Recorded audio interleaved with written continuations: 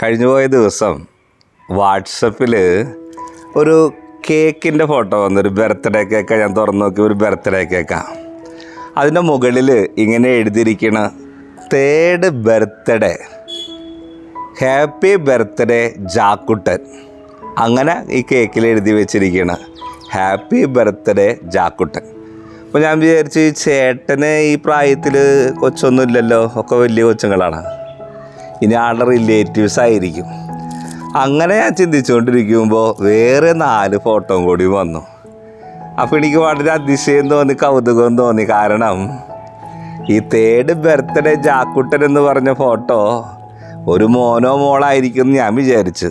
പക്ഷേ 4 ഫോട്ടോ ഒരുമിച്ച് വന്നപ്പോൾ ഈ ചേട്ടൻ ഈ ഒക്കത്തെ പിള്ളേരെ നിർത്തണ പോലെ ഒരു പട്ടിയാണ്, ഷിറ്റ്സു ഇനത്തിലെ പട്ടിനെ വിളിച്ച് ആളും ഈ പട്ടി കൂടി കേക്ക് മുറിക്കുന്ന പോലെ ഫോട്ടോ ഇട്ടിരിക്കുകയാണ്. ഹാപ്പി ബർത്ത്ഡേ ജാക്കുട്ടൻ എന്ന് പറഞ്ഞാൽ ഷിറ്റ്സ് ഇനത്തിൽപ്പെട്ട ആ വീട്ടിലൊരു പട്ടിയുടെ ബർത്ത്ഡേ ചേട്ടൻ ആഘോഷിക്കണേ.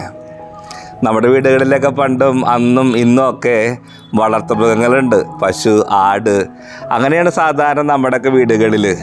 അതൊക്കെ നമ്മൾ വളരെ നമ്മുടെ അരുമയായി നമ്മൾ കൊണ്ടു നടത്തും. കൊച്ചുകുട്ടികളുള്ള വീടുകളിലൊക്കെ നമ്മൾ അതിന് പേരുകളിടും, കൊഞ്ചിച്ചും ലാളിച്ചൊക്കെ കൊണ്ടു നടത്തും ചില വീടുകളിൽ. നമ്മുടെ ഒരു വരുമാന മാർഗമായിട്ടല്ല മിക്ക വീടുകളും കാണുന്നത്, നമ്മുടെ വീട്ടിലൊരു അംഗത്തെ പോലെ. നമ്മൾ ഈ ദിവസങ്ങളിലൊക്കെ സോഷ്യൽ മീഡിയയിൽ കണ്ടിട്ടുണ്ടല്ലേ, ഒരു ആനയുള്ള വീട്. ഈ ആന വീടിൻ്റെ അകത്തേക്കും കയറും, കൊച്ചുകുട്ടിയോടൊപ്പം ഇങ്ങനെ നടന്നൊക്കെ പോകുന്ന വീഡിയോ നമ്മളെല്ലാവരും കണ്ടിട്ടുണ്ട്.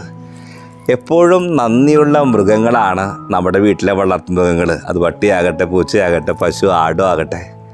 നമുക്ക് അവർ വരുമാന മാർഗങ്ങളോ ഉപജീവന മാർഗങ്ങളോ കാവലോ സംരക്ഷണമോ ഒരുക്കുന്നു മാത്രമല്ല, ചില വീടുകളെങ്കിലും അവർ ചേർത്ത് പിടിക്കും. ഒരു കുടുംബത്തെ അംഗത്തെ പോലെ, ഒരു കുടുംബാംഗത്തെ പോലെ ചേർത്ത് പിടിക്കുന്ന വീടുകളൊക്കെ ഉണ്ട്.